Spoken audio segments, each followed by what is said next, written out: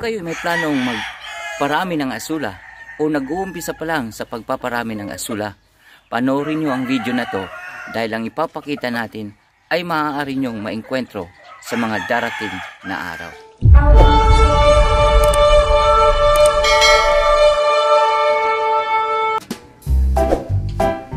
Welcome back to our channel mga kabakyards, mga kaasula at mga kabayang OFW.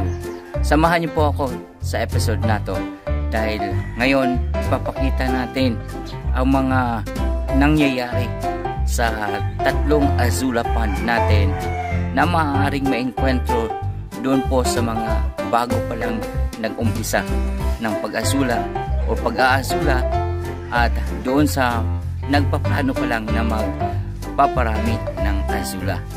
Maaari nyo pong maengkwentro ang mga ipapakita natin sa inyo sa video na to.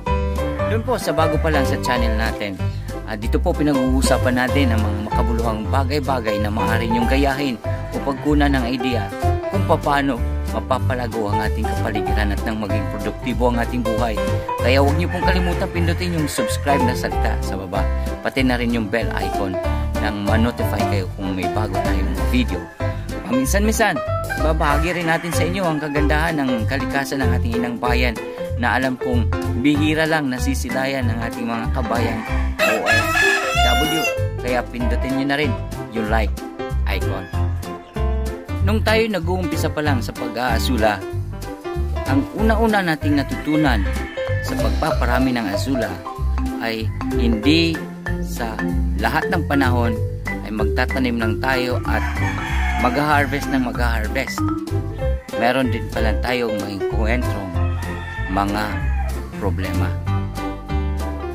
Kung nahalata nyo sa video, makikita nyo may maliliit na gumagalaw na parang sinlaki lang ng isang pirasong alikabok o tuldok. Ito po ay isang uri ng peste na sumasalot parati sa ating azula pond.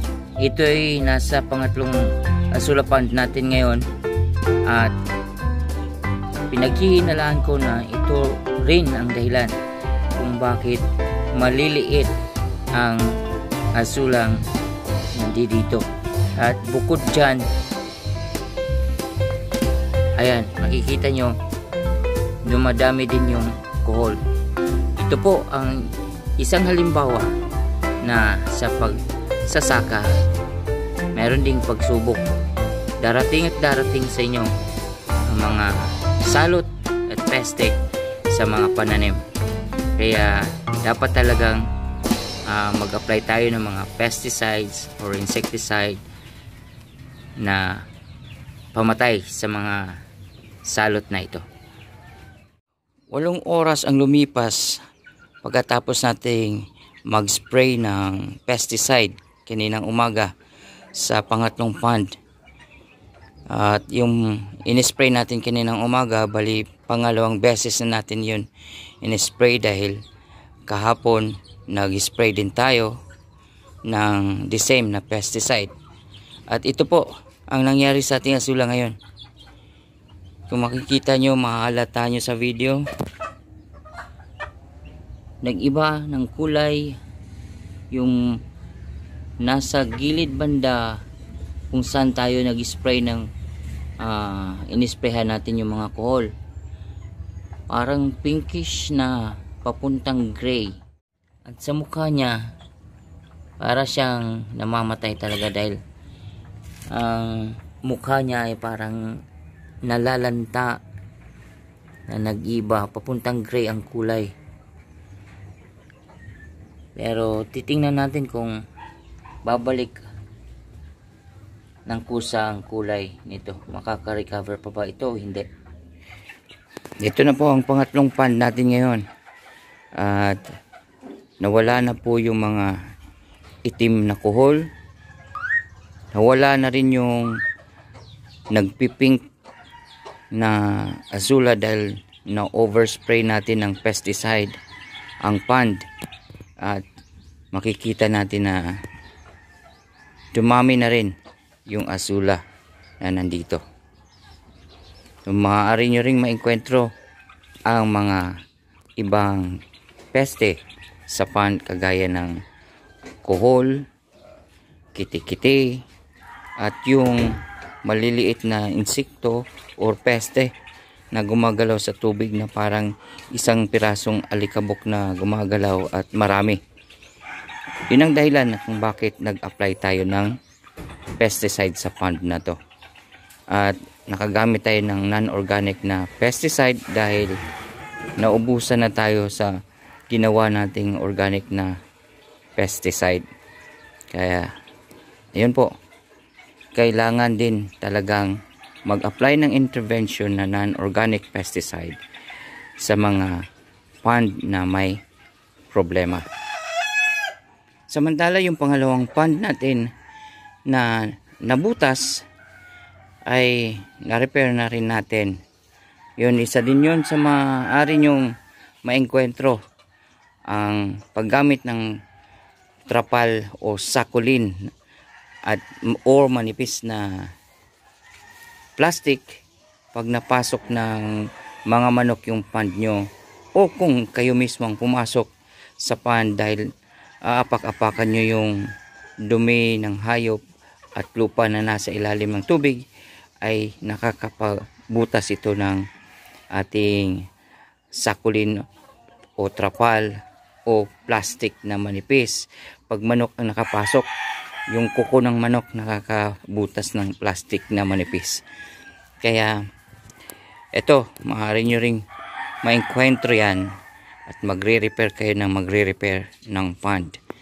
At ang inilagay natin na sula dito ay kukonti lang dahil inoobserbahan pa rin natin ang tubig na inilagay natin sa pond, dahil ang tubig na inilagay natin sa pond na to ay tubig gripo.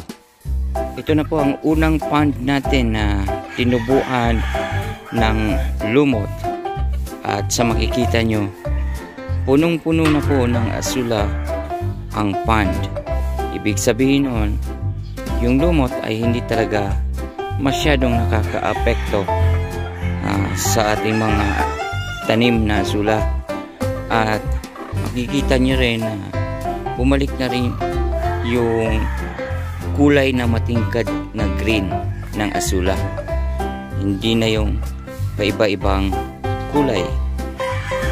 Pero dahil po sa lumot na maaari nyo rin maengkwentro sa inyong pond, ay hindi tayo nakapag-harvest ng asula sa pond na to mga 1 linggo na po, dahil nga pinapatay natin yung lumot na tumubo. At ang pagpapatay ng lumot ay hahayaan lang natin na mapuno ng asula ang pond, dahil matatabunan ng asula yung araw, at dahil doon mamamatay ang mga lumot na tumubo sa pond. Yun ang paraan natin sa pagpapatay ng lumot sa pond ng asula. Sa nabanggit ko na sa mga nakaraang episode, ang isa sa mga katotohanan sa pagsasaka na katotohanan din sa pagninegosyo ay ang pagsubok. At itong mga problemang maiengkwentro nyo na naengkwentro na natin, na pinakita natin ngayon, ay ito ang mga pagsubok na darating sa inyo kung kayo'y mag-aasula pa lang o mag-uumpisa pa lang sa pag-aasula.